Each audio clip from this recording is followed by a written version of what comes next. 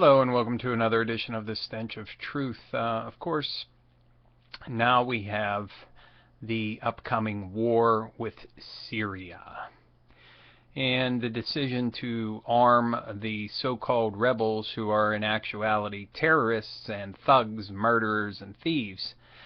And of course, I'm no fan of the despotic dictatorship of the Assad regime in Syria any more than I am a fan of any other despotic totalitarian regime anywhere around the world. But one thing I can tell you for sure, there is no fucking reason why this fucking United States Incorporated should be involved in any other fucking country when you have the shit that's going on in this fucking country being totally ignored. And the fact of the matter is that I have come to the conclusion that all of the people who have been victimized by the gangster fucking system that we have in place in USA Incorporated, God's own wonderful country, all of you people who have been victimized, who have been downtrodden, who have been left unemployed, without your home because it was illegally and fraudulently fucking stolen from you in a foreclosure from a fucking thieving fuck bank. Every one of you fuckers in this country, every one of you, has been completely abandoned by your representative government, supposedly, for the benefit of the corporate elite and the rich. And because there's some kind of resources or something that these people want in Syria, now we're going to start getting involved in Syria. There is no reason for USA Incorporated to be involved anywhere around the world except here in this fucking shithole pissant motherfucking banana republic fucking country. So-called fucking country. Everyone who is without a job, without a home, without a future, without a plan, without anything, the people who are homeless on the streets, who have nothing to eat, all of you people have been thrown under the bus and completely forgotten about. Don't forget that the stock market used to be a somewhat indicator of economic strength and overall performance of the economy in general and the status of USA Incorporated. But now it has been decoupled from the economy as a whole and is a free-ranging juggernaut that is going to eventually crash. And of course, you know what's going to happen when that occurs. So if I had a wish that I could have granted, perhaps it would be for about 50 16-ton weights to fall randomly around Washington, D.C. and crush some of these so-called representatives that we have in government who are completely ignoring the people that they are supposedly representing for the sake of carrying on another illegal, aggressive war against a nation that has done absolutely nothing to us. And by the way, helping terrorists at the same time, because it's the terrorists who are in Syria trying to overthrow the Assad regime. It is very fundamentalist forces of Islam that want to take that country over. What is the end result? You're going to have more of a mess. And this is exactly what is being planned. You want states that can't govern or be ripped apart by strife and conflict so that they're balkanized. And if you are able to make all of these little pissant countries around the world that are cut off and carved off because of so-called revolutions by terrorists, cutthroats, and murderers, well, that fits into the doctrine of making everybody into a pissant, shitty country around the world. Now, at the same time, you have to understand that we are being made into a pissant, shitty country in the world as well. Now, if there are people out there who actually have legitimate grievances against the government in the United States, which almost all of us have, we should be outraged, completely outraged, that the government is attempting an intervention into another state. Another failed war coming. For what?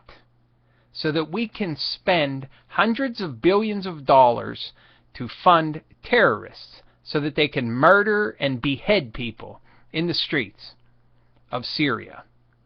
While at the same time there are people in this country who had their house illegally taken from them and in a fantastic settlement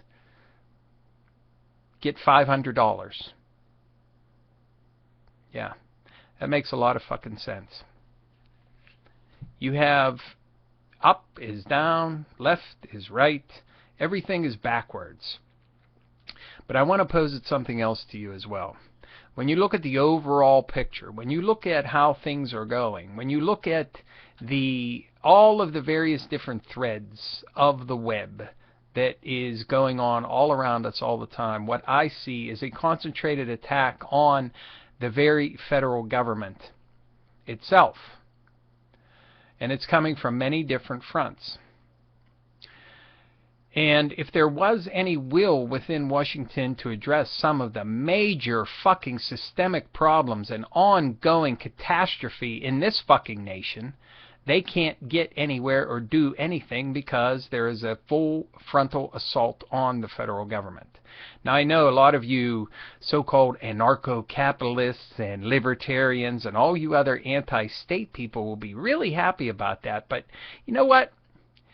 You stupid fucks don't look ahead. You don't think about the consequences of the action. You just think everything's going to be wonderful, rosy, sweet, and grand if the federal government were to totally fail and be destroyed. What are we going to be left with? States? Independent states? And how is that going to play out in the world when it comes to our economy and the future of the people that live here? If you don't have an effective federal government, if you do not have an effective functioning administration that is able to take care of the things that the Constitution calls for the federal government to take care of and to be a part of, then I don't know what to say. But you never look ahead. And for all these people who say, I'd rather deal with a corporation than the government, well, I have news for you. Whatever kind of dealings you had with corporations before is going to be nothing compared to the dealings you're going to have with corporations in the future. Whenever there is no government, with what little tiny scrap of fucking protection that they give you now taken away, and they have unlimited ability to come down on you, you're going to see things beyond the likes of which you have ever seen before. This is bad. It's bad, and it's going to get worse. Unfortunately, you know, I don't particularly like to be the bearer of bad news, but nothing is pointing in the right direction.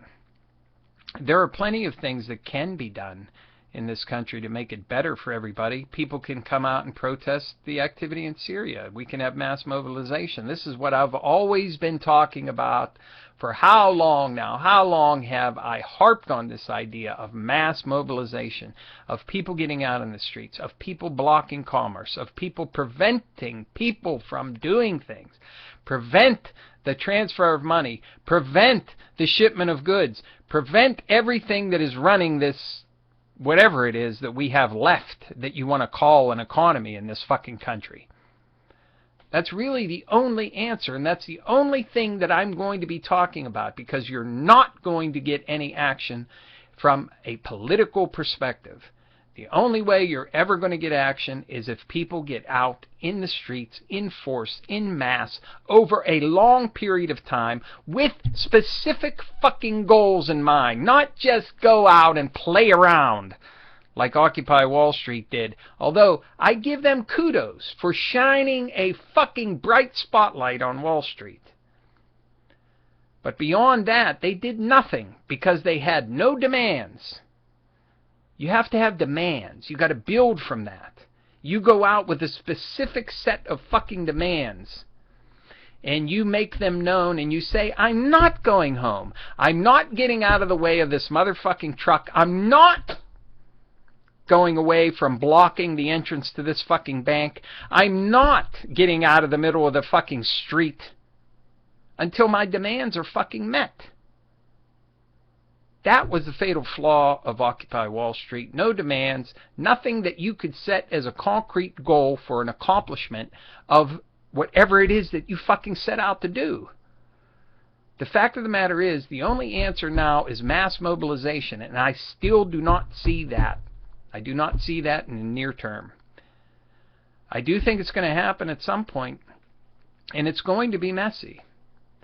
But that's really the only solution we have to achieve any of the kind of ends that we want for United States Incorporated. How about addressing poverty? How about addressing inner city violence?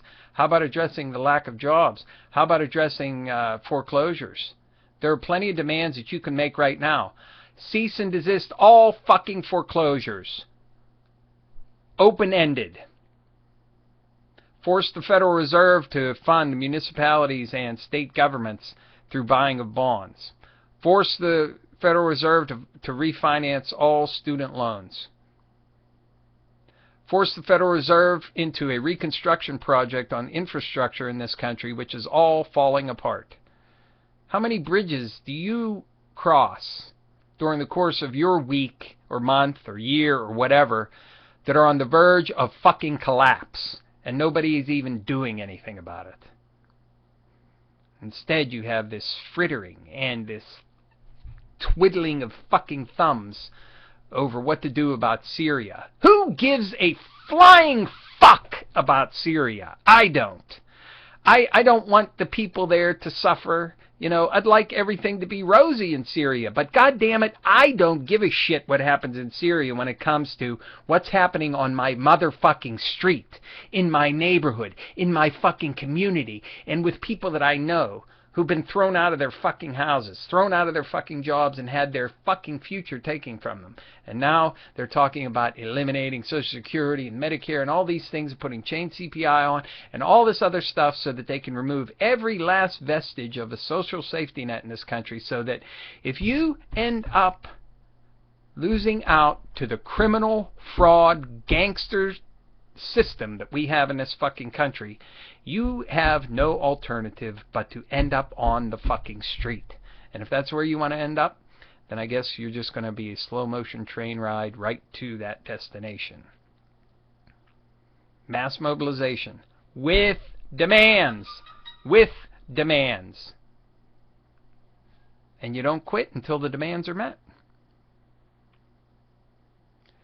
And I sure would like to see some kind of anti-war activism at this point in time, especially from the supposed left, who totally went to sleep, conked themselves on the head so that they wouldn't wake up by accident when they got their wonderful savior Obama into office. Well, if the patina hasn't worn off of that already, it should have. So for anybody who's still clinging to some kind of fairy tale hope that Obama and this administration is actually going to turn things around, I would suggest getting your head out of your ass, because it's not going to happen unless they're forced to do it by the people. Thank you. Good evening.